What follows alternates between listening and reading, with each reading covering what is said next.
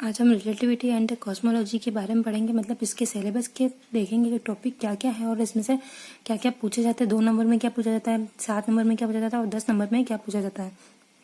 ठीक है, तो हम यूनिट फर्स्ट देखते हैं। तो यूनिट फर्स्ट में हमारे पास क्या है, जियोडेसिक्स है, नल जियोडेसिक्स है, geodesics coordinate equation of geodesics for the given metric का Riemann Christoffels tensor and its signification curvature tensor और Ricci tensor and branching identities.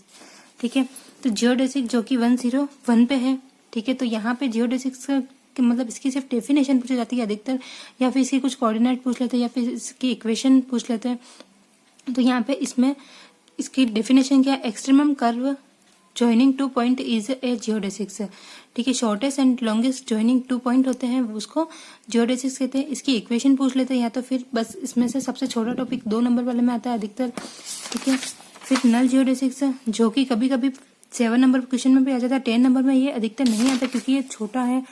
ठीक है, तो ये यहाँ तक है, तो है ना, इसमें यही पूछा जाता है।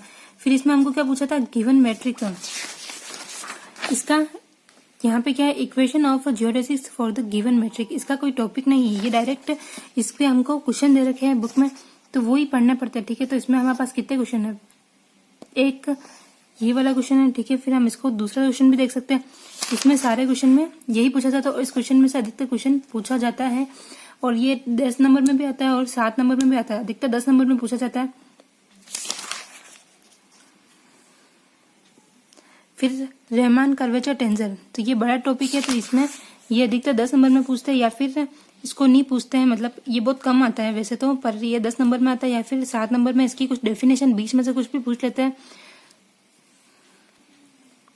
Ricky tensor and branching identities, ये अधिकतर पूछे जाते हैं, ये 7 नंबर वाले क्वेश्चन में पूछ लेते हैं कोई भी, मतलब। और ये रिकी टेंसर है जो 2 नंबर क्वेश्चन में, इसकी इक्वेशन पूछ लेते हैं कि इसको लास्ट का पॉइंट बता दो, इससे कुछ भी पूछ लेते हैं।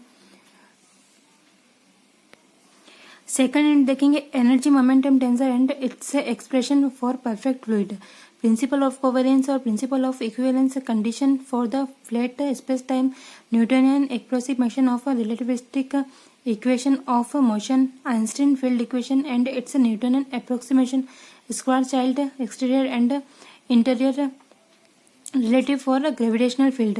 एक्सटीरियर ये बहुत बड़ा पॉइंट है, तो ये अधिकतर 10 नंबर के क्वेश्चन में पूछा, 5 नंबर के क्वेश्चन में बहुत कम पूछा जाता है, या फिर अगर पूछते हैं 7 नंबर में तो फिर इसका एक्सटीरियर, इसका नॉर्मल स्क्वायर चाइल्ड एक्सटीरियर पूछते हैं, बाकी इसको नहीं पूछते। और 2 नंबर में से इसमें अधिकतर छोटे क्वेश्चन कुछ भी निकाल देते हैं, मतलब किसी डेफिनेशन या फिर कोई इक्वेशन आ रही है तो वो प्रिंसिपल ऑफ कोवेलेंस और प्रिंसिपल ऑफ इक्विवेलेंस में, इसमें से हर साल एक क्वेश्चन तो आता ही है 2 नंबर वाले क्वेश्चन में। ठीक है, और energy momentum tensor and its expression for perfect fluid, तो ये भी 7 नंबर के क्वेश्चन में आता है। और Newton approximation of relativistic equation of motion, ये 10 नंबर के क्वेश्चन में पूछते हैं या फिर 7 नंबर के क्वेश्चन में पूछते हैं। और अगर इसकी कुछ भी इक्वेशन आती है लास्ट, तो वो अधिकतर 2 नंबर के क्वेश्चन में पूछ लेते हैं। वैसे तो कोवेलेंस और इक्विवेलेंस में से एक क्वेश्चन तो हमेशा आता ही है, और या फिर इनके कोई भी लास्ट इक्वेशन पूछ लेते हैं 2 नंबर के क्वेश्चन में। Planetary orbit, 3 crucial tests, advance of perihelion gravitational deflection of light, shift in spectral line, Wells postulate, French Hall lines, radar echo delay और हबल लॉ और मैक प्रिंसिपल। मैक प्रिंसिपल अधिकतर 2 number के question में आता है, पिछले साल भी इसको पूछा गया था, उससे पिछले साल भी पूछा गया था, तो ये 2 नंबर के क्वेश्चन में ये पूछा ही जाता है। एडवांस ऑफ पेरिहाइलन ग्रेविटेशनल और डिफ्लेक्शन ऑफ लाइट और शिफ्ट, ये इन तीनों में से एक क्वेश्चन 7 नंबर के क्वेश्चन में अधिकतर पूछते हैं। 2 साल से तो वैसे पूछा जा रहा है। रेडर इको डिले भी 10 नंबर में भी आ सकता है और 7 नंबर में भी आ सकता है। और प्लानेटरी ऑर्बिट की अधिकतर डेफिनेशन पूछी जाती है, या फिर इसकी कोई इक्वेशन होती है तो वो पूछी जाती है। ठीक है, और वेल पोस्टुलेट, इसमें कुछ भी पूछ लेते हैं। वेल पोस्टुलेट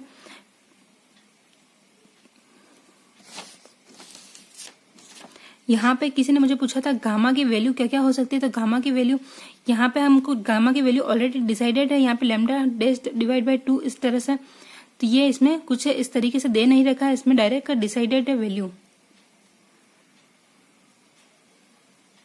और जे के की वैल्यू 1 1 रखी, जैसे इसमें अगर आई की वैल्यू 1 है तो जे और के की वैल्यू भी 1 रखी, और जिसमें आई की वैल्यू 2 रखी है तो उसमें 2 रखी है, इस तरीके से। Static cosmological model of Einstein and de Sitter, their derivation, properties and comparison with the actual universe, derivation of Robertson-Walker metric, Hubble and declaration parameter red shift के बारे में वैसे पूछते हैं अधिकतर 7 या 10 नंबर के क्वेश्चन में, ठीक है। तो ये पूछा जाता है, इनकी किसी में वैसे डेफिनेशन डी शेटर और आइंस्टीन की कोई इक्वेशन पूछ लेते हैं 2 नंबर में, और 5 नंबर में रॉबर्टसन वॉकर मैट्रिक अधिकतर पूछा जाता है। Maxwell equation is empty space, ये क्वेश्चन पिछले साल आया था।